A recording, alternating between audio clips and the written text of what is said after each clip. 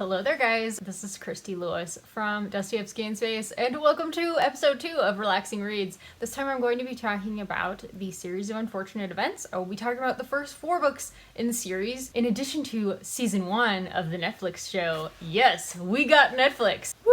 And they're both fantastic for relaxation reading. As you may know if you've seen some of my other videos, I talk a lot about how it's hard for me to sleep. This is my series for Insomniacs. These are the books or the TV shows that have helped me get to sleep. I have pre-recorded some reviews of book 1 and book 2, and I will be inserting those right here.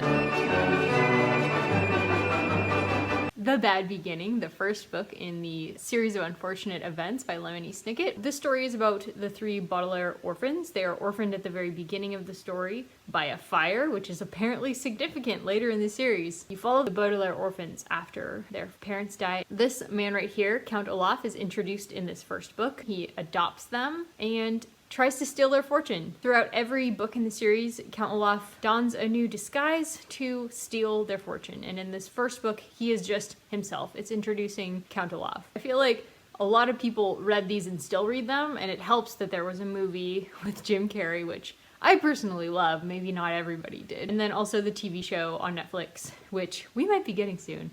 I'm pretty stoked about that. Right now, we don't have enough internet to have Netflix streaming, but we might be getting it soon, in which case I'm definitely going to check out the show. I hope that I love it as much as I loved rereading this. So this series I read in childhood and just loved. I think Lemony Snicket has an amazing writing voice. It's very quirky, very funny. His young adult fiction is the same. He wrote Why We Broke Up, which is not typical at all in young adult fiction these days. Not everything goes happily at the end. The children's books are kind of the same. He warns you at the very beginning that this is not going to be a happy story. And part of what I like about this series is that it does acknowledge that sometimes life isn't fun and it isn't fair. I know it sounds ridiculously grim, but it's also really funny. Dear reader, I'm sorry to say that the book you are holding in your hands is extremely unpleasant. It tells you an unhappy tale about 3 very unlucky children. When I couldn't sleep the other night, I couldn't really focus on anything, and this was nice and easy and fast-paced and familiar, so I just picked it up, and I'm really glad I did.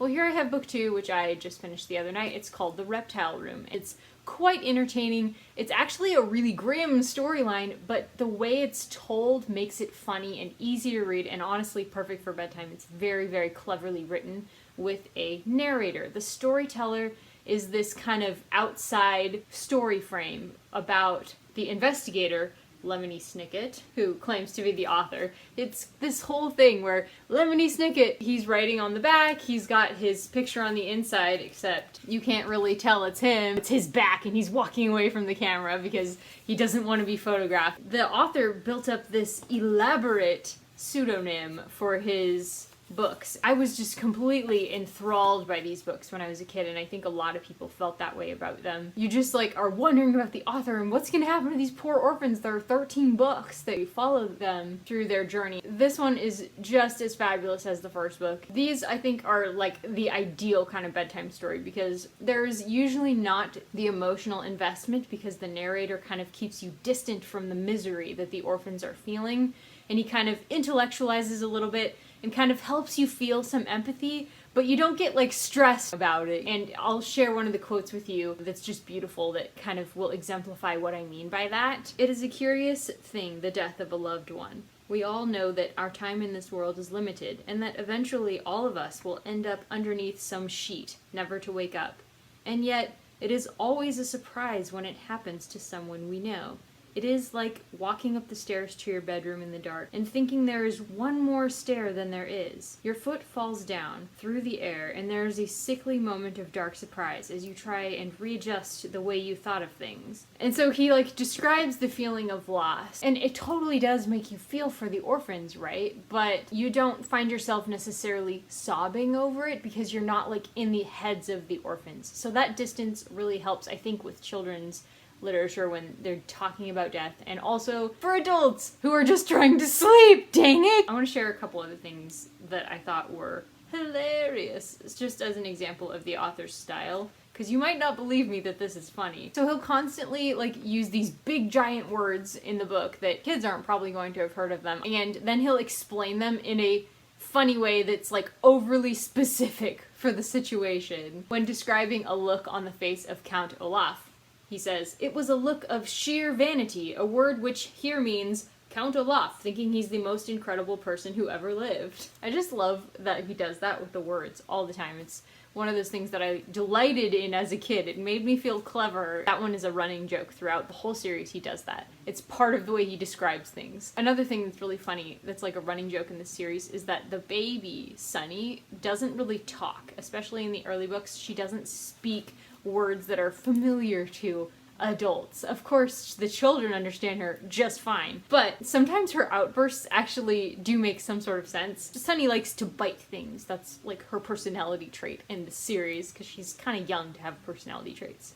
So her thing is she bites things. When Sunny takes orders from her sister, "Sunny, watch the door and bite anybody who tries to get in." "Ackroyd," Sunny said, which probably meant something like Roger. And again, we have the kids dealing with grief in a very childlike way as they're growing up, and I feel like it's done just so well. So here's Violet talking about grief. "I think we'll always miss our parents, but I think we can miss them without being miserable all the time. After all, they wouldn't want us to be miserable."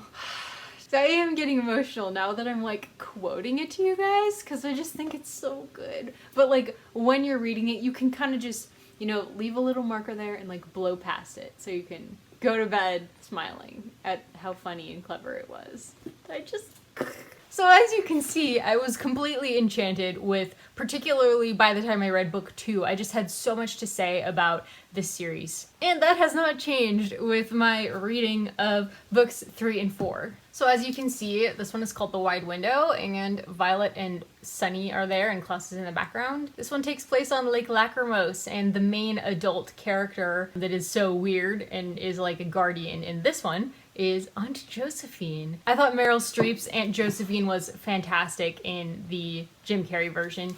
This Aunt Josephine was also fine. I don't really love how they, in the TV show, kind of made a weird adaptation to her personality storyline, because the whole thing with the adults in these series is that they always let down the kids. The adults are never good enough or as good as the kids. They can't save them from anything. The kids just basically have to take care of themselves. That is part of what makes these books so attractive to child readers, because it's like, yeah, you basically have to take care of yourself, so you're on your own, good luck. I didn't really love that change that they made in here. I understand why they did it, it's kind of a feminist thing, but everything else that they did with this, I did quite enjoy. Overall, one thing that I really love about this series is how closely it stays to the books. They do add some things, and I love what they add.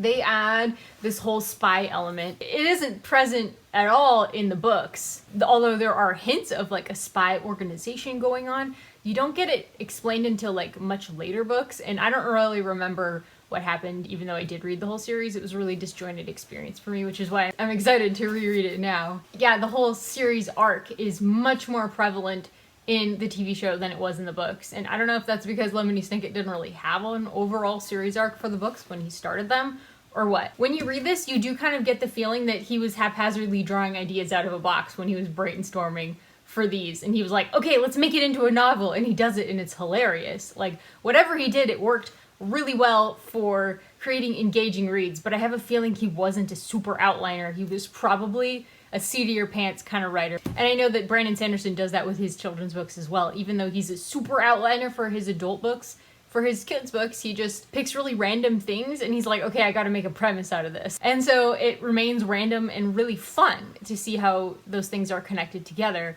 at least in these books. I haven't read Brandon Sanderson's children's books. Book 4 is certainly a little bit more formulaic than the others, and it doesn't have all of the fun, weird adults that are in the previous books. Like, there's just like a lot of meanness mostly. The plot is a little bit weird. It's just not like my favorite of the books, The Miserable Mill, book 4.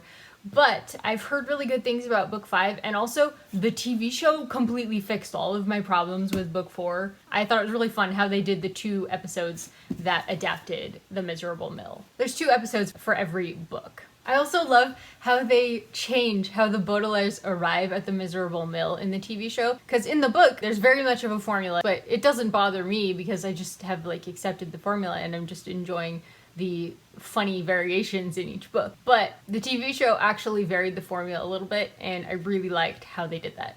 I didn't love the first episode of the TV show because I kept comparing Neil Patrick Harris to Jim Carrey, and I'm sorry, Jim Carrey is just so funny. And I haven't really seen many things with Neil Patrick Harris. I just have a feeling Jim Carrey probably wrote a lot of his own lines, and they were hysterically funny. But after that first episode, I quickly just grew to love this series. I love, like I said, how close they stay to the books. That's just really nice to see. Frustration is an interesting emotional state because it tends to bring out the worst in whoever is frustrated. Frustrated babies tend to throw food and make a mess. Frustrated citizens tend to execute kings and queens and make a democracy. And frustrated moths tend to bang up against light bulbs and make light fixtures all dusty. There's just like this random funniness about how he describes things. It's just such a great way to approach this super dark subject matter. If he wasn't funny, these books would be really depressing. And then there's this moment in the miserable mill where there's an optimist and he's like, well, look on the bright side, you're really quite lucky, and all these things have just gone horribly wrong. And the Baudelaires are like, what are you talking about? And he's like, well, you're alive, that's lucky, and I'm sure we can think of something else. And so the siblings kind of reflect on how glad they are that they have each other through these difficulties that they're going through. These kids do go through a lot, and I think the whole series really does pound in the idea that life is not fair. You're going to have some things that happen that are just terrible, and you kind of have to put up with that. But the end of this book was like, you guys are all alive and you have each other, and that's pretty amazing after what you've been going through. I do recommend this book series and the TV show totally if you're having trouble sleeping. I'm so stoked to continue. I cannot wait to get to book 5 and 6 and 7 and 8 and the next season. Let me know, you guys, if you want me to continue making videos for the rest of the series. If you want, I can do like 2 more installments, or I can just do 1 and wrap it all up, or I could just leave it here and let you guys decide for yourself if after the first 4 books you want to continue. Have you guys read the series or seen the TV show? On a side note, if you have Netflix, what shows are you enjoying right now, or have you enjoyed? Because I'm really new to Netflix, and like there's just been a few things that I wouldn't have known to find except I Googled it and found it. If you have any favorites, let me know in the comments. Any particularly book to TV show adaptions. I really love reading books and then watching the TV show. And if you have any particularly favorite children's books, I would also love to hear that in the comments, because again, I'm a fanatic apparently about kids books. I didn't really realize it until I started making this channel, just how many kids books I really read. So that's that, and I'll talk to you guys soon. If you enjoyed this video, please give it a thumbs up and a comment down below if you want to answer other questions or say anything else really. And if you would like to see more videos like this, you can subscribe and hit the little bell icon off in the corner to make sure that you get notified every time I make a new video. Thanks so much, guys. Take care. Bye.